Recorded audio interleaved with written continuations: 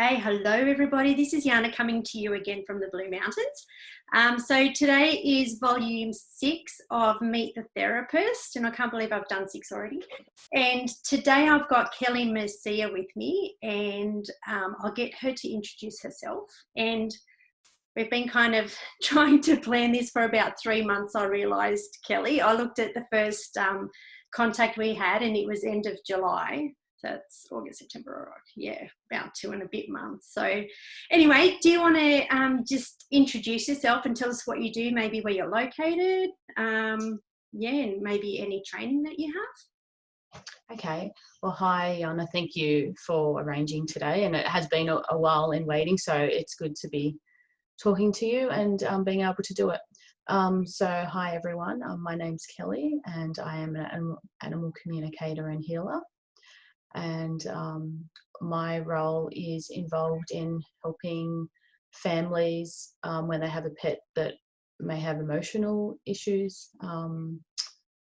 also passed over animals and animals in transition where they not necessarily mature age or elderly, but where they may have a condition, and clients will contact me to help them through that process and give them the animal's perspective, and it helps them make difficult decisions. And I can also help with physical. I do not replace a vet, so that's really important that animal communicators do not replace vet. We work in conjunction with them.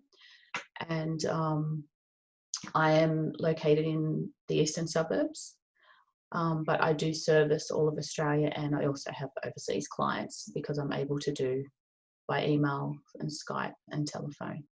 So, and I do home visits as well, if that's what people would like, and also helping with behavioural issues. Yeah, cool. That sounds really fascinating. Yeah, it does. And my training, sorry, you asked about that. It's very interesting. So I've studied with several different teachers. I've also studied spiritually myself for about 15 years. And I always feel that's an important part of me. To be able to offer healing to other people, I have to have discovered myself and done a lot of self-healing, which is a lifelong thing anyway. And I have a diploma in animal communication and healing, and I'm a Reiki master, and I have studied psychic and spiritual development as well. So I am a psychic medium, and I do work with humans as well, but I primarily concentrate on the animals, but I can help both, which is great. Yeah, cool. That sounds really fascinating. I can't wait to get into it today.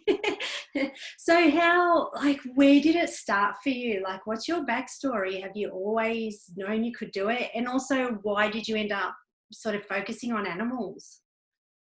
To be honest, I didn't know I could always do it. I have always been very sensitive or highly sensitive. And I guess growing up, it wasn't something that was discussed, so I wasn't really aware of that ability. But I just knew I was a little different, in a good way. And to be honest, everyone is psychic anyway. It's just whether we develop those skills. Yeah, and being a medium, yes, I was born a medium. I just wasn't aware of that until later when I developed it. And the reason I wanted to do animals was because I had experienced using an animal communicator myself, and I could see the benefits and how much it helped me in difficult situations with, an animal that was sick, and even behavioural issues, or even just wanting to know why an animal does a certain behaviour, because we have a perception of why they do it, but to hear the animal's perception, because often it is different to what we think, which is why we cannot solve certain issues sometimes. So it's just interesting, plus it can be very healing, and I've used it in both contexts. So I wanted to be able to offer that to other people.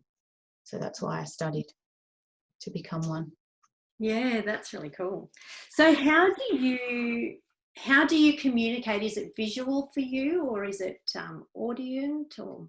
I use Your all of kitty my is senses. Can I just say your kitty's in the background moving that plant? So if anyone's Yeah. watching, oh, there's his head now. Okay. Yeah, funny. The plant was moving, but you couldn't see the kitty. So I'm like, don't freak out, people. Yeah. Yeah, the plant's not moving on its own. Oh my gosh. He likes playing behind there. Sorry, what did you ask me now? I got distracted. How do you communicate? Is it visual or audient or sentient? Okay. I use all of my senses with my animal communication. Predominantly visual for me. That's one of my biggest senses, but animals use all their senses, or not all at once, but an animal will use it. It will obviously, like human, we have more use of one. So, but I use all of my senses when I communicate with them to make sure I get as accurate information as I can and across the board, so I can feel, I hear, and I see. Yeah. Okay, cool. All right. So I'm interested to know what sort of message. So let's begin with when a pet crosses over, when someone loses a pet. What sort of messages do you get? So, like, how long is it before you can actually contact them and communicate with them? Because I know sometimes with humans there is a period of time where it sort of should be left alone. So how quickly, and then what sort of messages do you get? It's very interesting, and I know that can be a bit of a controversial. Everyone has a different opinion, I guess, on when people can be contacted, or animals. And from my personal experience, what I will do is I will ask the person when the animal passed. So I'll kind of assess their emotional state, and I will discuss that with them. So that's the biggest thing, because the whole idea behind animal communication with passed over animals, or the main thing for me, is giving that client healing and peace and comfort, not to make it worse. So I have actually communicated a day after, or within a few days of an animal passing over, and that lady was okay with me being able to do the communication. But generally it would probably be a few weeks, because I find that would be when most people have worked through the worst part of their grief, but each person is individual. So I don't have a set time. I assess each person. Yeah, because everyone's different. Yeah, okay. But there's no real set time frame. Yeah, okay. Yeah, cool. And what sort of messages would you get for a pet that's passed, that's had a, loving home and, had a great life? Well, most of them, they're very different and depending on the situation, but then most of them, one of the most answers that will come from generally all animals is they don't want their owner to feel guilty, because that's a big thing. And a lot of owners will feel guilty. So it's about, and that the animal's not in any pain, and they're not angry at their owner for the decision that was made. They're some of the biggest. Yeah, I can imagine, especially like if there was the decision or the need to put a pet down, to in that sort of circumstance. So that's really nice to hear. Yeah, it's very important. And I think sometimes we maybe even underestimate how healing that is for people, and the difference that you can make. And it's always I'm very empathetic, and I've lost animals myself. I've had all the same situations that I help my clients with, which is why I think I'm very good at it, but also I am also empathetic. So to be able to help people through their healing, that's amazing. Yeah. And can you go, like, have you ever had anyone have like a childhood pet come through? I've had different circumstances, so there's really not a time frame, even, like, because people have asked me, because animals, even if they come back, I can still and I haven't experienced that personally yet, but animals can come back. So I was thinking of the longest person that I've communicated with, or animal that I've communicated with, somebody, it'd probably be maybe 10 years for me. I've had inquiries for other people for a different length of time, but yeah. And sometimes when an animal has passed, it will mention that it's with another animal that was from their childhood, like that the people knew. Okay. From, yeah, so that's very interesting as well. Yeah, because I've seen on, I haven't experienced myself either, as you know, I'm a past life regressionist, but Yes. So I'm on a sort of a support group with other practitioners and in, you know, various groups, and people have said that, like I've read several times where a pet from a childhood has come back to be a pet again for the adult later in life. Yes, and that can happen. I myself have not communicated with any that have done that, but they have been in past lives. I've communicated with many animals that have been in past lives as human and animal, but I haven't communicated with any that, just trying to think, maybe one where they had, but generally they haven't always been coming back in this life, just other lives, many other lives. Yeah, okay. Yeah, because we'll get into the whole reincarnation and having sort of different lives, but there was something I wanted to ask. Oh, it's gone now. Anyway.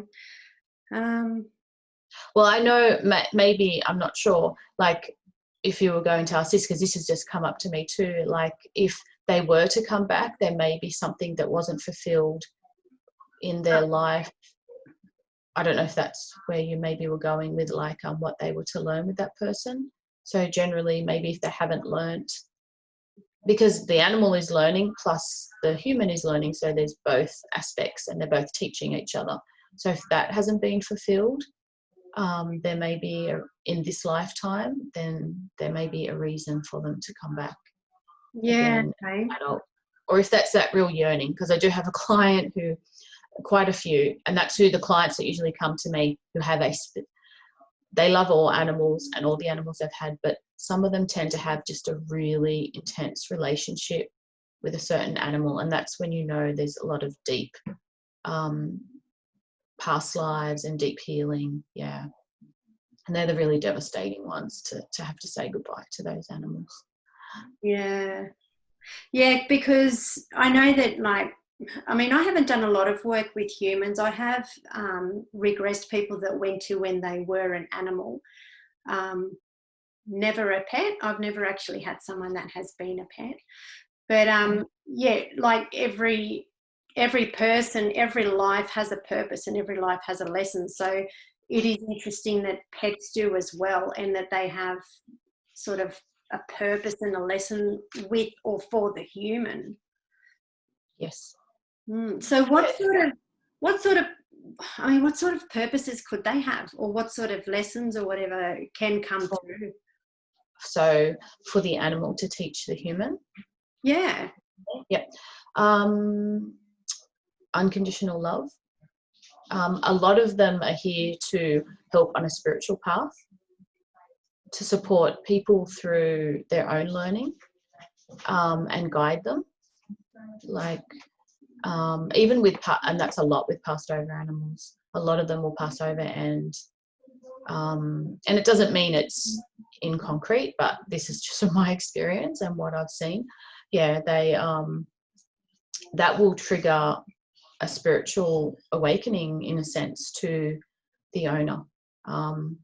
But while they're living, yeah, unconditional love. There's also ones where animals may get a certain disease, and that will then, and they pick people that will find solutions. And so it's kind of like teaching everybody other holistic answers or reasons on how to treat diseases, because some owners, which is very good, will go to the ends of the earth to find things, which I would do too. And so, like determination, and as there's so many things that even as what humans are learning is the same really for an animal soul. They will be learning similar things. Yeah. And so with my technique that I do, we find why an illness or a pain or a health issue has manifested based on something that's happened with the thought process.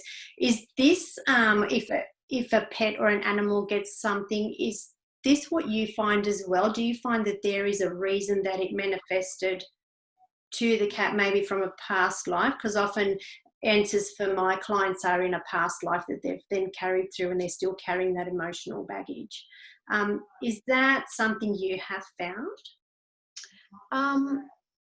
I haven't. I mean, I probably don't go into past lives although I definitely have studied some of that. I have done like a workshop, and I'm very open to past lives, obviously, but I haven't really, with my animal communication, sort of brought it in that context as much. But I definitely, animals can mirror a disease in this life and actually even take it off their owner. So animals are amazing. Like, they will actually take it, and so their owner doesn't have it. There are many scenarios, or they will have it as well as their owner, and a lot of the time that is so their owner, because sometimes we don't look at ourselves enough, and so with the animal, when it's the animal, they will question it, and then it will make them look at themselves and change their lifestyle. So that's pretty interesting as well. And but with past lives, I mean, I have had a case where there was a white dove with a lady in this life, and she was her child in a previous life. And that's really makes me even emotional. It's so beautiful. So that wasn't really as an illness or anything, but that was very impactful on her and her spiritual path. So no, I haven't really delved into that, although I do believe it. I know everything is connected to emotion, which is why even with animals, offering the healing and doing that and working through it can help the animal with a condition. Yeah. And then helps the owner as well. Yeah, that's fascinating. So how long does the pet stay around the person, do you think? So initially when they pass, and it's like with a human, their soul will stay for a little while before they actually cross over. So that generally it might be 2 to 3 days, but that's when it's very heavy. The grief is very heavy. And I actually have had an experience with a cat who did not cross over, because I do cross some animals over, because some don't cross over on their own. And I had an experience with a cat this year that took up quite a while, and it was like the client didn't contact me till probably a month later, but the cat had not crossed over. So that's not what we want. We don't want them doing that, and no one can heal. So I assisted the cat, and it did take, it wasn't just, we had to kind of really encourage the cat to cross over. But generally it'll be 2 to 3 days, I find, and then they will cross over through the light, and then they obviously come back, but it's the grief is not as heavy, and the animal has had their healing on the other side, and that I don't feel is any time frame. They do have other jobs on the other side. Some animals are very advanced souls. I mean, all animals are of a higher vibration on a soul level than people, but when they cross over, they also have roles, and some have very interesting ones. So if they're very busy doing that, they will still visit their owners. I don't find that any don't over a longer period of time, maybe after 10 years, but I haven't really experienced that where they don't still stay connected in some form to their owner. Once there's a connection made, they will always be connected. So And yeah. if there's been, say, a trauma, like say there's been an accident or something's happened to the pet and they've died, or even throughout their life, can that come through as anything? Like when they've crossed over, you mean? And Yeah, when they've gone through something traumatic, like maybe say a dog got attacked by another dog, or yeah, if they've gone through trauma. yeah, and so would you mean like with past lives you do a lot of healing with that, so that they would carry that trauma with them into, like, once they've crossed over, you mean? Yeah, well, do they, like, if the pet has had some sort of trauma, have you had any cases where then you've discussed it with them, what it was like or how to move through it or anything?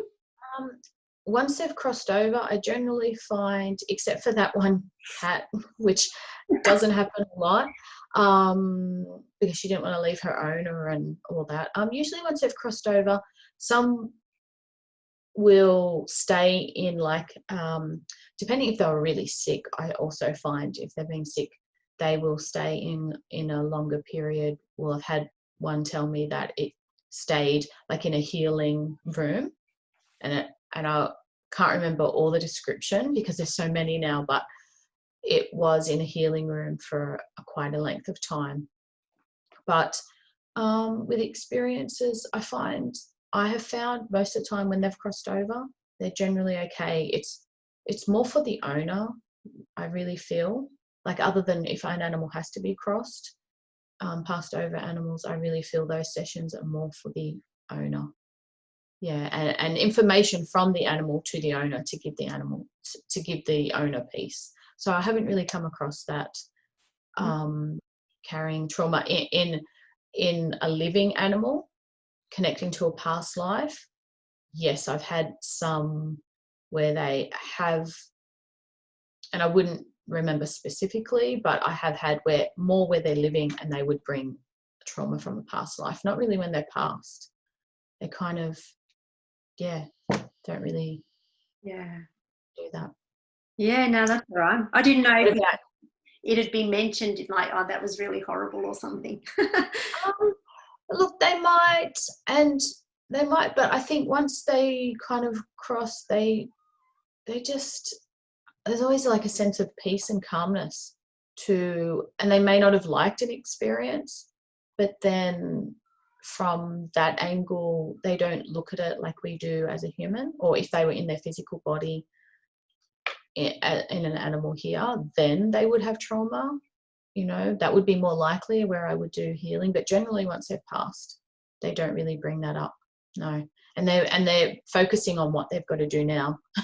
Like, yeah, splitting their time. They're generally always splitting their time between, visiting their owners, because that's something owners always want to know. Do they still visit me? And then off doing different things, like some are off, teaching people or greeting people or greeting other animals, like waiting for other animals. They all have jobs. I find they all have jobs. Yeah, that's something, But, like, everyone has a job once we leave here. It's not just, sit around and drink teas. no, that's right. There's a lot to be done. And, I've had some where an animal, I did a session and the lady had lost her brother and her dog.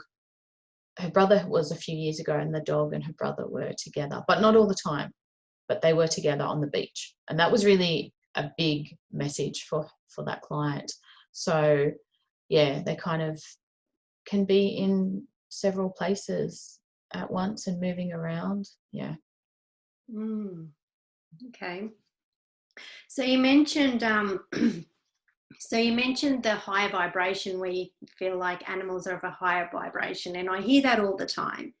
Yes. And I just wanted to bring up that Dolores Cannon, I remember her saying that when a soul sort of comes to earth and in all of their learning process, a soul goes into all the elements and then into plants and into animals to learn instinct and to learn how to live in a tribe sort of setting, like with a hive or whatever.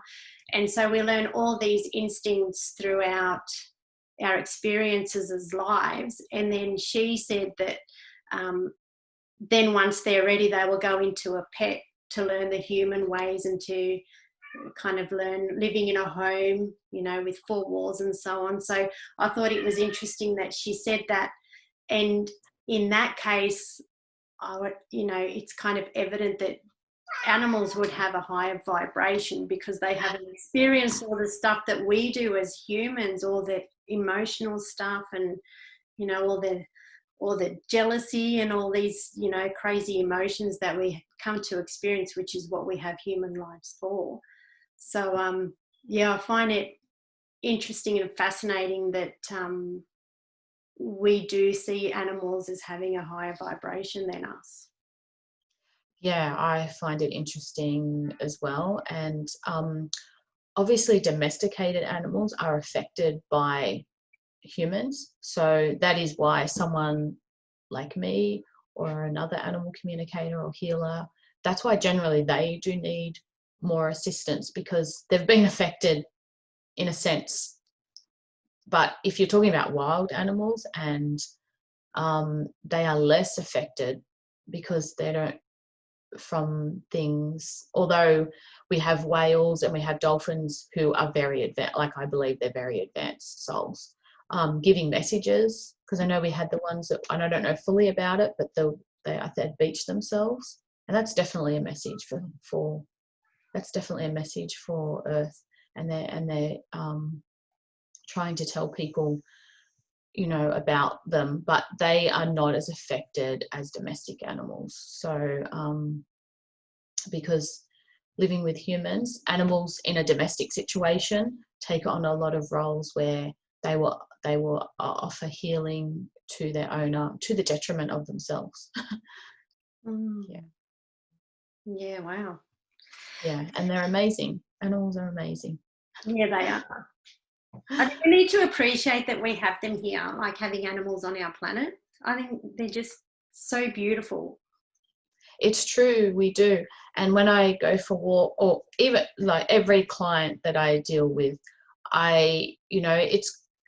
it's dealing with the person, the human, and the animal. So, you know, it's kind of like a three-way. And sometimes I will work with more than one animal in a session, depending. Like I've worked on one where I worked with 4 cats in a home. So that was very interesting. But every animal is beautiful, and that's what I always think. I'm so lucky because they're all so cute and beautiful, and everyone is unique. And it's kind of a lesson, I guess, for humans, because sometimes we all want to be the same, but, you know, no animal is the same. Like they all have their own personality, just like a human. So we are so blessed. I sometimes think, how could they be even real? They're so cute, every animal. Yeah. Yeah, so cute. So how long do your sessions go usually, or what would you offer, something like a first up? Okay. I have different options, and I guess that's for people to even just have an experience and see how they feel with an animal communicator, because obviously it's like anyone, you have to have a connection, I guess, and everyone is different. So I have a one question, which is like $40, just one question, which doesn't have a length of time. It's just by email. So it would be a simple question though. And then I have sessions where like a telephone will be half an hour or 45 minutes. Sometimes if it needs to go over, because sometimes they do, or I would just do another session, like depending on the situation. Some things can be resolved in one session.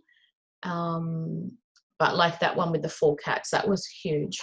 That like took me a couple of weeks, and that was actually through email, but still I had to go back to the client, because sometimes I have to get more answers or check with them about things, or So were these cats still alive, or had they passed? Oh yes, no, they were all alive. So they were her 4 furry children, and she just had a lot of issues with them, like hierarchy and fitting in, and it's just like children and sibling rivalry in a lot of ways, like it really is. And so I've worked with her several times actually. And yeah, and I've done healing. She was just saying actually, yeah, I just did a healing session and how much that helped one of her cats and how much she's changed from we have communicated with like her as well. So and some animals might, because, you know, when I greet them and I always ask for permission to speak to them, it's not a psychic reading like with a human, it is communication. So I always ask them, I don't ever just approach them without their permission and their owner's permission, obviously. And sometimes it will, not always, but there have been sometimes where the animal may need me to, depends on their situation and the trauma they've experienced.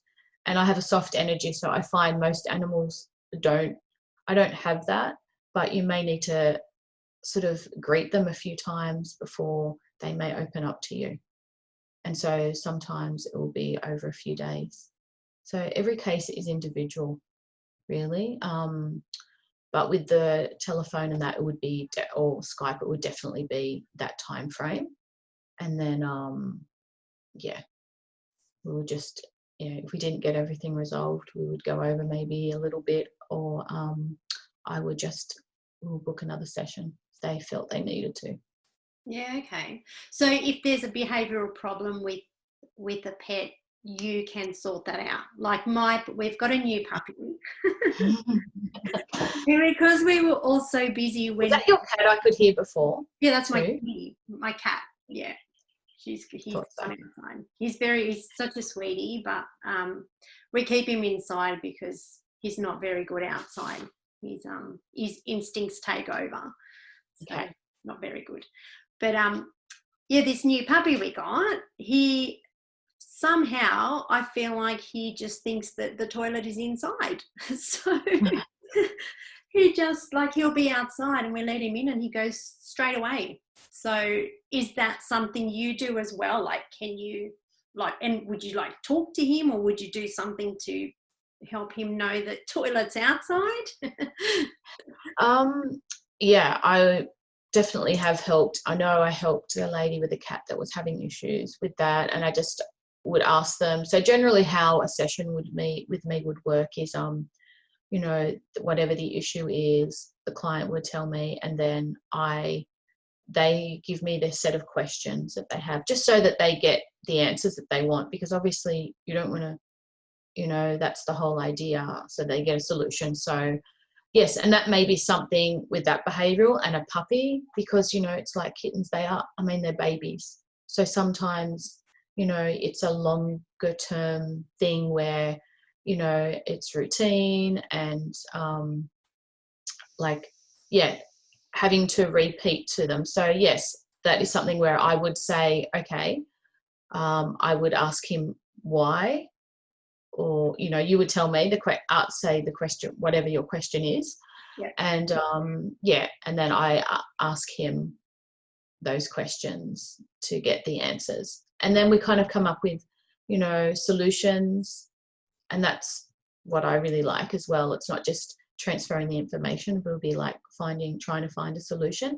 And for things like that, it may not be just one session, and then there'll be also work for the owner. Like everyone will have a job then, generally. The animal will have something that they need to change or, you know, do slightly, and the same as the owner. Yeah, and then we work together. So it's like working as a team, which I really like that.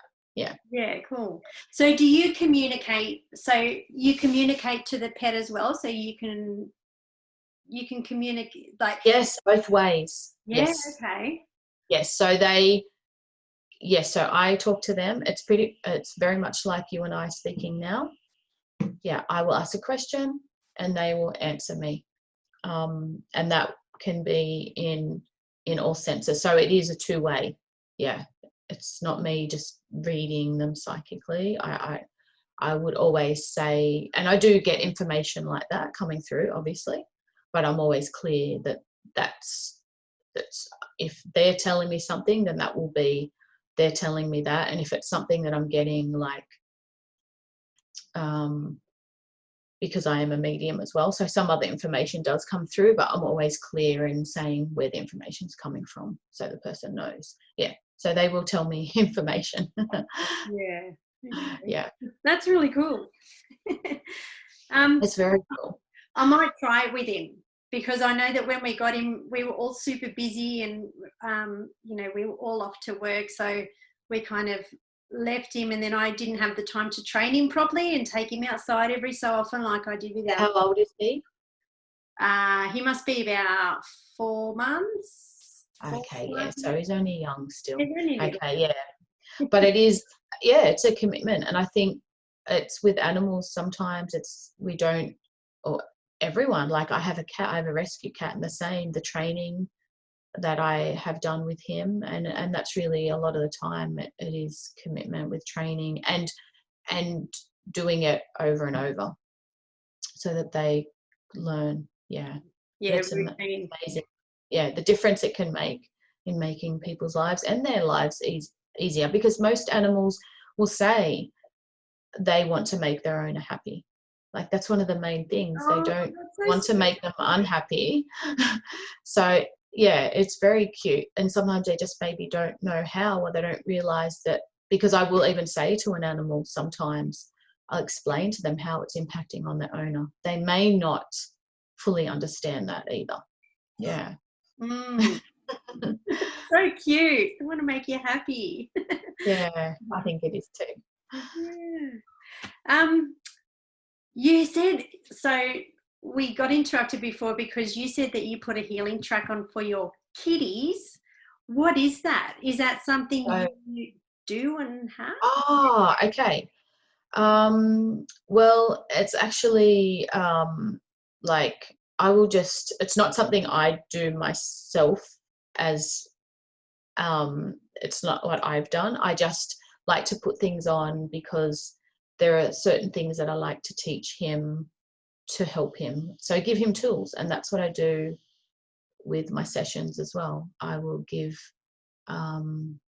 just like a person, if they are going somewhere and want help, then we give them tools to get through that, and that's what I will do in session too, generally. Yeah. So give them some tools or help them, because I've just moved not long ago. So yeah. And it was also keeping him calm. Like, yeah, it keeps him calm. I do Reiki healing on him. I do everything as well. Yeah, okay. He's not quite 2, and he's very active. As you've seen before with the tree. Oh, that was shaking it around. Yeah. So I want to ask you, how do you go at zoos? What do you think of zoos? And do you like can you switch yourself off and not pick up on stuff?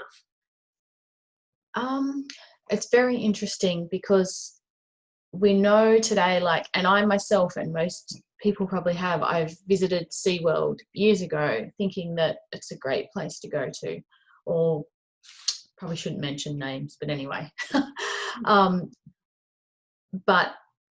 And with regards to zoos, so it can be very controversial in a sense as well, because I've communicated with a dugong who was in she obviously domesticated in some sense, and she couldn't be released into the wild. Now, she was in an aquarium. So, okay, I don't agree that animals should be bred for domestic purposes and trained, and not in an environment that is big enough for them. But for her, she couldn't be released into the wild. So without that aquarium, she wouldn't be alive. So I think we have to also find a balance for animals that can't be in the wild. Then there is a place for them. Also for research, and with zoos that are doing the right thing. Yeah. And I think I am always open to, even with humans, being an empath, I absorb a lot of other energies, but I have to learn, which has been doing it professionally, I can't really switch off, but you learn to have your tools so that you're not always doing it. But I do hear, even when I'm walking, you know, I'll be walking and there will always be dogs walking past me. And sometimes I hear, you know, what they're saying. And there's one particular thing that they don't like, people talking on their mobile phones and not being, and I actually did a post on my social media about that because I thought it was really important, because we're not connecting with our animal. We're just like so sidetracked by technology, and animals really want us to be present with them. So in that context, yeah, but I wouldn't just go up and tell somebody that, because it's like, It's like, get off your phone, your dog doesn't like you being on the phone. yeah, that's right. Unless they asked me, it's just about personal boundaries, isn't it? I mean, it's the same as in, you don't just go up to somebody and just start telling them. So the same, even with energy work, I'm very conscious of that. And I do work to a code of ethics. So I'm always, but yeah, it's like, if I can teach people as a whole that if we can step back from technology, and the animals are really wanting that. Yeah, so every animal has, with regards to zoos or sanctuaries or places like that, you know, for animals that need to be there, like, there is a place for them. Yeah. I also think they have I mean, I don't believe that things happen just by random chance. So I feel like those souls on a contract level, on a higher level, agreed to be those animals where we can go and see them and appreciate them. And, you know, unfortunately being locked up, but, you know, that we get to see them. Yeah, I think, and I agree. And I think as a society, we're learning to look after them better as well, like thinking more about their needs. But yeah, they're definitely, their souls ask for that. And animals, you know, on a collective, would just want to be treated. Well, there he is. He's never done that before. He's only doing it. Oh, thank you. That's why when he was speaking for us, I was like, oh, yeah, can hear him. Hello, handsome. Hello. It's Archie. Archie. Hi, Archie. He's so big. You reckon? Everyone Yeah, says he's big. I don't think he's that yeah, big. he looks big. And not in the back. He's just, yeah, he's beautiful. Yeah, so on a collective, yeah, I agree. And we need them, like, it's in not harming them. That's the most important thing that I don't agree with, like harming them and for just the purposes of mistreating them. But yeah, other than that, animals are here. I mean, there's many things, like we could go down the path of, you know, eating them, and that's very questionable as well. But like, they do ask that, a lot of them wouldn't have a life if we weren't eating animals either. So I, you know, don't ever judge anyone on that either. It's what everyone wants to do. Yeah, that's interesting you say that. Yeah. Yeah. I didn't even think to ask you about that if you're vegetarian. I want you to Yeah. answer, but yeah. No, I mean, and I'm quite open about that, because, you know, and I think anyone that has done healing or more advanced, if they're going to sort of, you know, we're open-minded and need to be accepting of everything. So I don't stipulate that on any. I did grow up eating meat. It wasn't something that I probably or always loved, but I primarily don't eat meat. It's for health reasons as well. I just don't find that it. I just find I feel healthier without it. But it's not where I eat seafood, and I just listen to my body really about what it needs. And yeah, as I said, like with regards to animals, they wouldn't have, if we didn't eat them. It's about doing it in the correct way. It's about, you know, doing it humanely and respectfully. And that's a big thing that we do need to change in society, which I hope can have some influence on over time. It's about treating them as a sacred and not wasting and consuming too much. Yeah. Yeah. But I'm not vegetarian. Yeah. Well, I'm a pescatarian. If you want to say, a pescatarian is someone that still eats seafood. And yeah. Yeah, I don't think a vegetarian diet is for everyone, and I think that I mean, I would like to think that I can only, or that I only need and only want vegetables, but Yeah, I think that some people need, I've heard people say they need that energy off that food, off that meat. And yeah, some people get quite sick not having it. So I'm the same. I'm like, just do whatever you've got to do. And if the time comes, you know, but I think that as a society, we probably will go that way, maybe. Yeah, I think it's more changing. I mean, yeah, I just really, just listen to my body really, and that's what I do. But yeah, the animals wouldn't have as many experiences here if we didn't eat them. Recording paused. I don't know if that was recording then. That was weird. Oh, really? Oh, better have been. I think it does anyway, I'm hoping. I hope so. Yeah. But do you know what I want to say before we finish up? Yes. There's also been people regressed where they have gone to a life where they had a dragon as a pet. Oh, yes. You love that. I do, because I do believe in dragons. I believe in unicorns. I do, and I love that you've even said that, because it's like, there you go, see, they did exist. Yeah. And I know I've listened to a lot of different things over time, and then you take your own perspective on that, but I know I've heard like people say that, yeah, animals say we say animals have become extinct, but sometimes it's for their own protection. So they're really not, they just can't be. I love that. That's so interesting. They've taken them back and they've had dragons. Well, I'm one of those, I think. I'm sure I've had a dragon as a pet in a previous life, because I love them. Yeah. And the girl was little, and she would run away from like the family. She'd sneak out and go hang out with her dragon, and mum's like, get back here, you got stuff to do.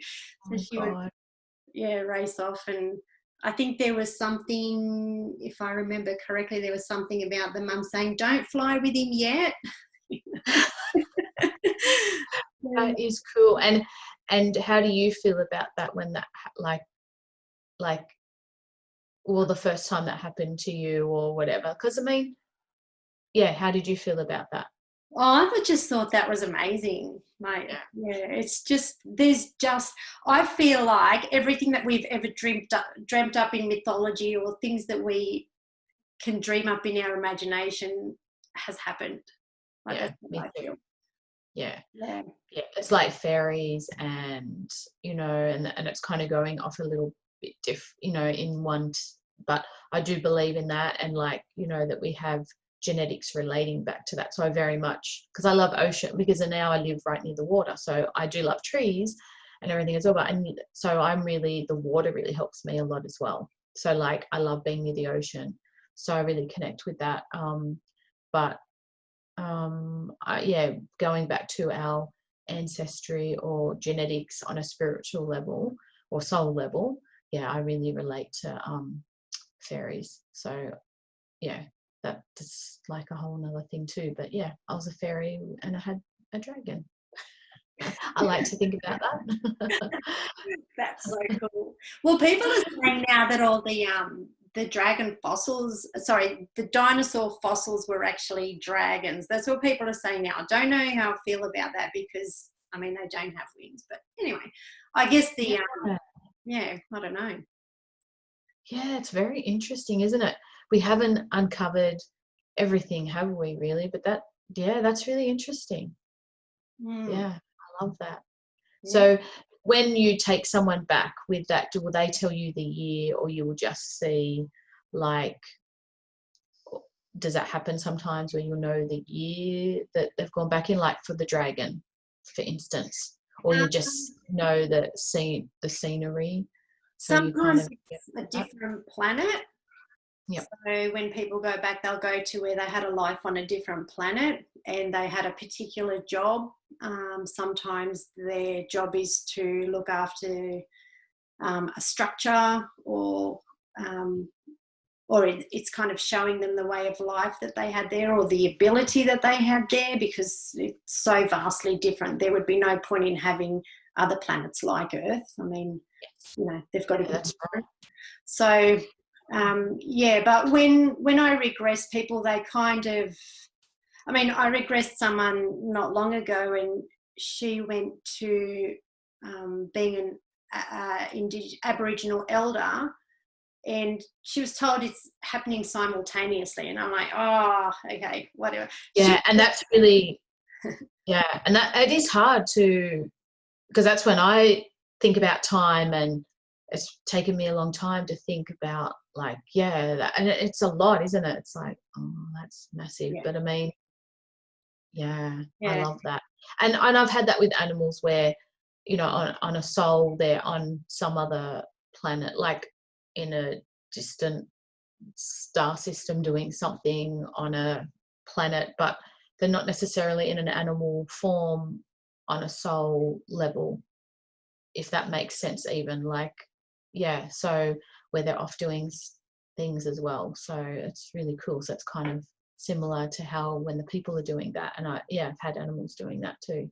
So, but Yeah. then they don't really look like it's not like they don't show me that they really look like an animal. It's just not really seeing what they look like. It's just knowing what they're doing. Yeah. Yeah, because we still have jobs. There's still always things that need to be done, or that there's still a purpose, even if you're on. Exactly. And I love that. And I think for people to know that as well, about even their animals, that they don't all just go off, and depends what, yeah, even for them, they're off doing really important jobs. Yeah, it's so cute. I love it. Yeah. Yeah. All right. Well, I think I've run out of questions now. So was there I was anything? about to say, was there anything? Yeah, I was about to say to you, is there anything else that that No, not really. I think we covered everything that I had, everything that I could think of. Yeah. that's They're good. very, very fascinating. Yeah, it's always very interesting. I love talking about it and what I do, and learning about what you do as well. Yeah. Yeah, cool. All right. Well, thanks so much, Kelly. It was lovely to meet you finally after such a long process to get this happening. I know, it's lovely to meet you too, and thank you. I appreciate today and talking with you, and learning about what you do as well. Yeah. Yeah, that's cool. All And right. meeting Archie, of course. Yeah, Archie, he doesn't usually come and sit on me when I do this, so that was, There you go. See? he loves you. See, that's testament. Yeah. Yes, that's good. Thank you. Yeah. All right. Well, thanks, Kelly, and I'll put all your contacts up and everything. And yeah, thank you so much for joining me. Okay. Thank you. Have a great day. Thank you. You. Bye.